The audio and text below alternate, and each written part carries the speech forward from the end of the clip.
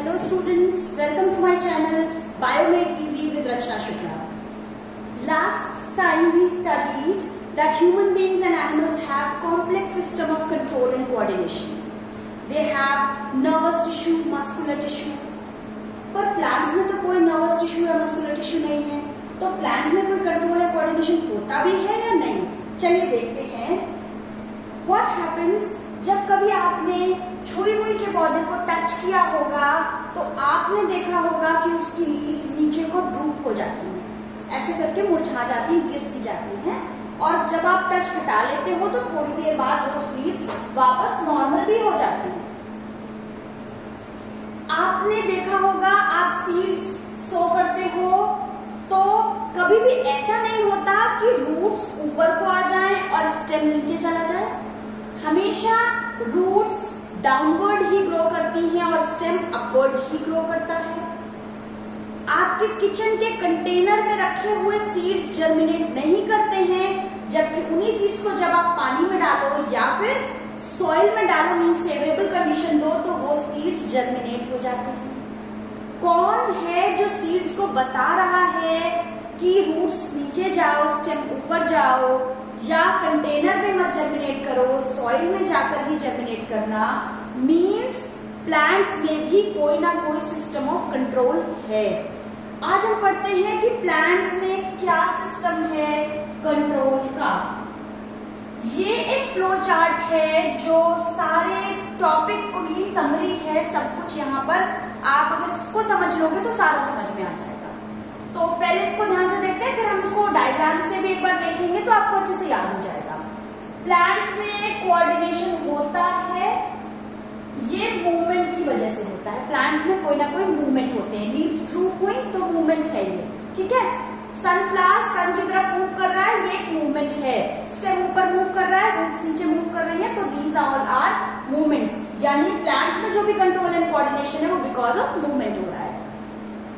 अब ये मूवमेंट्स दो तरीके के हो सकते हैं. एक ऐसा मूवमेंट हो सकता है, जैसे हम अगर बात करें, हमने सीड सो किया तो स्टेम ऊपर की तरफ मूव किया और रूट्स नीचे की तरफ ग्रो की. इसका मतलब है एक ऐसा मूवमेंट होगा जहां पर ग्रोथ होगी और जहां पर डायरेक्शन होगी.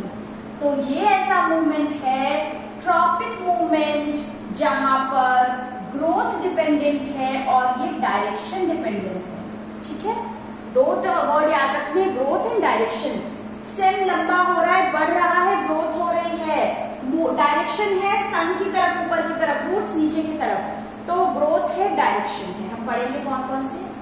दूसरा एक ऐसा मूवमेंट भी है, हमने देखा कि हम टच मी नॉट प्लांट को, छुई हुई को, सेंसिटिव प्लांट को, या मिमोसा फैमिली का ये जो प्लांट है, इसको जब हम टच करते हैं, कहीं से भी टच करें, वो ऐसे ही ड्रूप करेगा. डायरेक्शन कुछ नहीं है, ऐसा नहीं कि ऊपर को ड्रूप करेगा, वो ड्रूपिंग स्टाइल एक ही होती है.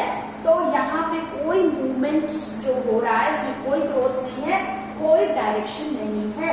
हमारे डायरेक्ट टच के डायरेक्शन में नहीं होगी ड्रूपिंग, वो ऐसे ही होगी ड्रूपिंग. और ना ही ये लीफ लंबी होके गिर रही है, वो लंबी नहीं होगी, वो ऐसे की ऐसी हो जाएगी. ठीक है, तो ऐसा मूवमेंट जहाँ ग्रोथ नहीं है, जहाँ पर डायरेक्शन नहीं है, उसको कहते हैं हम nastic movement. Nastic movement, growth नहीं है, डायरेक्शन नहीं है. ट्रॉपिक मूवमेंट, जहां पर ग्रोथ है और डायरेक्शन है. सबसे पहली चीज, नास्टिक मूवमेंट जहां पर ग्रोथ नहीं है, जहां पर डायरेक्शन नहीं है. ठीक है, तो ग्रोथ भी नहीं है, डायरेक्शन भी नहीं है, और ये थिग्मो मींस टच से हो रही है. ये कैसे हो रहा है?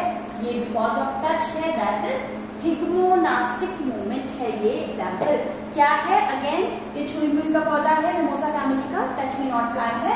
आपने इसको टच किया, कह रहा है टच मी नॉट, पर अगर टच करा तो ये ड्रूप करेगा. क्यों ड्रूप करेगा?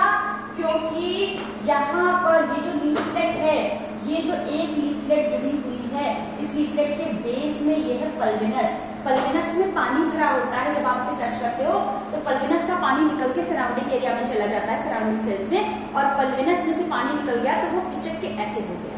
तो अगर पल्विनस में से पानी निकल जाता है तो ये इस तरीके से हो जाता है. तो ड्रूपिंग का ये रीजन है, पल्विनस का पानी.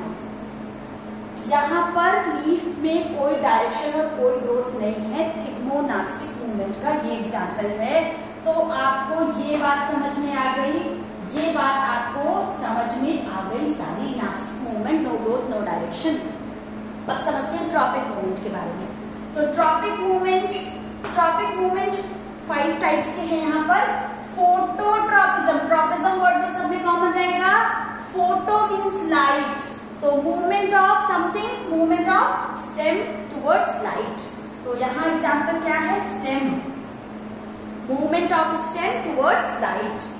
जियोट्रॉपिज्म, ट्रॉपिज्म वही है, जियो मींस ग्रेविटी, कौन ग्रेविटी की तरफ जाता है, रूट्स, एग्जांपल रूट्स का movement towards gravity. Hydrotropism, hydro means water, water की तरफ कौन जाता है, again roots, movement of roots towards water is hydrotropism, movements of roots towards gravity, geotropism। एक और चीज है थिग्मोट्रॉपिज्म, थिग्मो पीछे देखा टच होता है, टच से कौन बढ़ता है ऊपर, जो बेल हैं, जो क्रीपर प्लांट्स हैं, जो किसी भी टच के साथ, एक स्टिक खड़ी कर दो वॉल के साथ, किसी प्लांट के साथ, जहां भी टच मिलेगा वो उसके ऊपर ऐसे लिपटते हुए ऊपर चढ़ती हैं बेलें, तो दैट इज थिग्मोट्रॉपिज्म, टच की वजह से। कीमोट्रॉपिज्म, कीमो नाम है केमिकल, कौन केमिकल रिलीज करता है, आपने पढ़ा है फ्लावर में मेल और फीमेल 2 पार्ट्स होते हैं, जो फीमेल पार्ट पिस्टिल है उसमें से ओवरी कुछ केमिकल सिक्रीट करती है और उन केमिकल्स की वजह से सॉरी उन केमिकल की तरफ वो पॉलन ट्यूब ग्रो करती है। जब हमने बनाया है स्टिग्मा स्टाइल ओवरी, तो यहाँ पर जब पॉलन ग्रेन आएंगे तो पॉलन ग्रेन में से पॉलन ट्यूब की ग्रोथ होगी, अंदर ओवरी की तरफ, ये पढ़ चुके हो आप, तो ये ओव्यूल की तरफ ये ग्रो करेगा। This is chemotropism, pollen tube grow करेगी किसकी तरफ, towards chemical released by this ovule. Okay, तो ये हमने पढ़ लिए ट्रॉपिक मूवमेंट्स, 1 बाय 1 हम डायग्राम देखते जाते हैं ट्रॉपिक मूवमेंट्स के लिए। फोटोट्रॉपिज्म, लाइट की तरफ, हमेशा स्टेम सनलाइट की तरफ ऊपर ग्रो करता है, पर अगर आप एक अंधेरे कमरे में एक प्लांट को विंडो के पास रख दोगे तो यू विल फाइंड कि स्टेम बेंड हो गया है टुवर्ड्स सनलाइट। स्टेम शो करता है पॉजिटिव फोटोट्रॉपिज्म और रूट शो करती है negative phototropism. Geotropism, roots show करती है नीचे की तरफ ग्रो करेगी, रूट्स हमेशा नीचे की तरफ ग्रो करती है प्लांट्स में, पर अगर आप किसी पॉट को हॉरिजॉन्टली प्लेस कर दो तो आप देखोगे थोड़े टाइम बाद रूट्स इस तरह से नीचे की तरफ ही जाएंगी, वो हॉरिजॉन्टली ऐसे नहीं बढ़ेंगी, ऐसे नहीं जाएंगी, वो ऐसे नीचे को जाएंगी। तो roots are always positive geotropic and stem shows negative geotropism. Hydrotropism show करने के लिए क्या किया है, एक पॉट में सैंड भर दी है, यहाँ पर एक सीड रखा गया है और यहाँ पोरस पॉट में पानी भर दिया गया है। व्हाट विल हैपन, थोड़े टाइम बाद आप ऑब्जर्व करोगे कि रूट्स इस तरह से ग्रो कर रही हैं टुवर्ड्स द पॉट, क्यों, पानी की तरफ बढ़ रही हैं, हाइड्रोट्रॉपिज्म। इन एक्सपेरिमेंट्स को अभी आप अपने घर पर भी परफॉर्म कर सकते हो और आपको क्या ऑब्जर्वेशंस मिले मुझे कमेंट बॉक्स में लिखकर जरूर बताना। कीमोट्रॉपिज्म हम देख चुके हैं, ओव्यूल ने जो केमिकल रिलीज किया है उसकी तरफ ये बढ़ा है पॉलन ट्यूब की ग्रोथ, और थिग्मोट्रॉपिज्म जो टेंड्रिल्स हैं, ये टेंड्रिल्स इस टच की तरफ इस तरीके से टेंड्रिल्स यहाँ के बढ़े हैं इस टच पे, ये ऐसे करके टेंड्रिल्स ऐसे ऊपर चढ़ रहा है। तो टच में जो मूवमेंट हो रहा है ये थिग्मोट्रॉपिज्म है।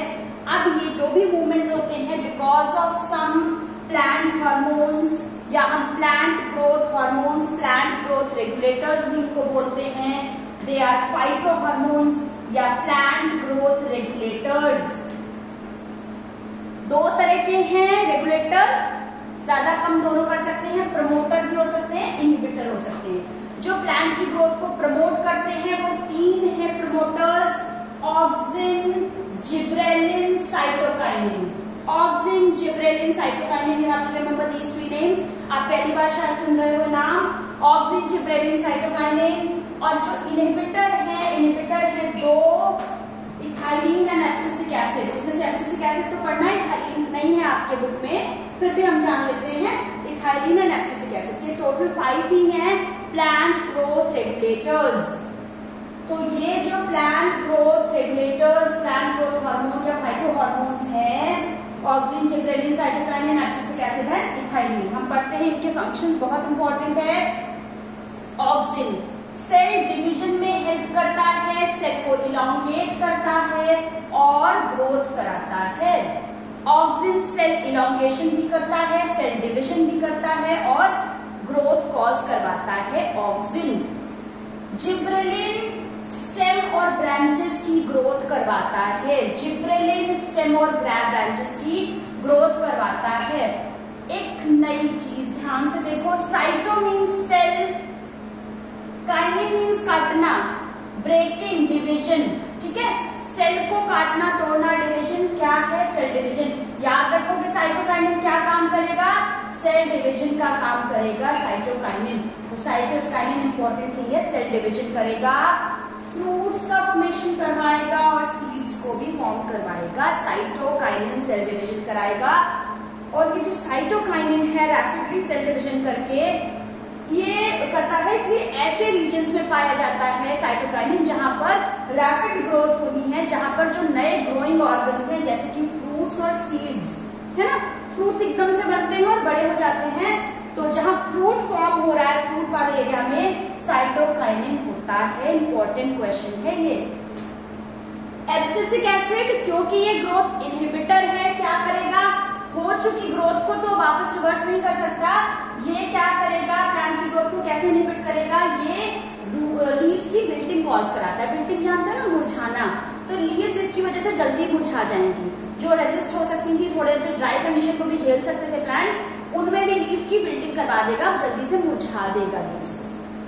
इथाइलिन क्या करता है? ये फ्लावरिंग करता है, फूल उगवाने में हेल्प करता है और साथ में कच्चे फलों की राइपनिंग भी करता है इथाइलिन।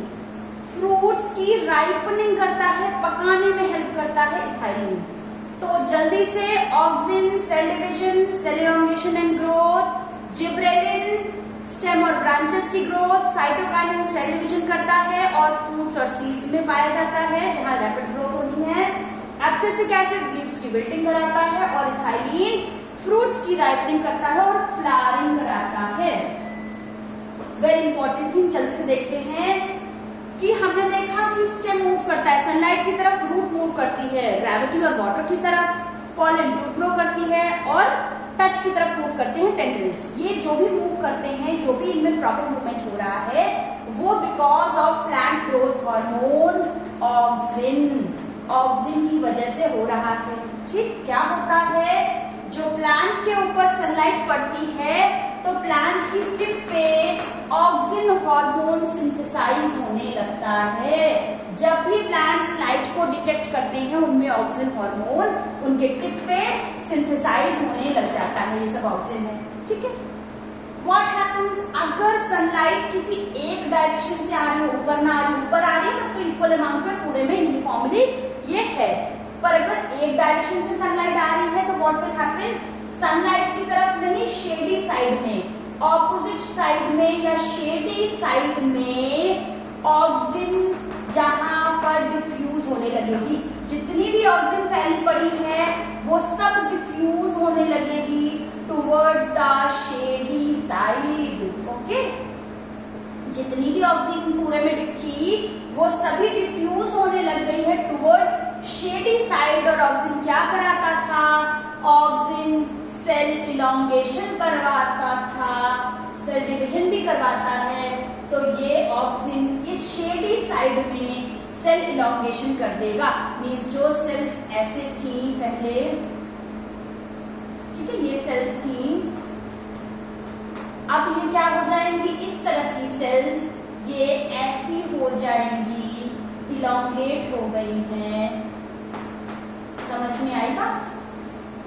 अब क्योंकि इस तरफ की सेल्स तो ऐसी ही रह गई हैं और इस तरफ की सेल्स इलोंगेट हो गई हैं, तो स्टेम हमको बेंड नजर आएगा। क्यों होती है स्टेम की बेंडिंग टुवर्ड्स सनलाइट? अगर एक साइड से सन आ रहा है तो oxygen will diffuse towards the shady side, causing the elongation of cell. तो इसकी वजह से क्या होगा, सेल्स लॉन्गर हो जाएंगी, जिससे स्टेम बेंड नजर आएगा। This was all about control and coordination in plants. Thank you.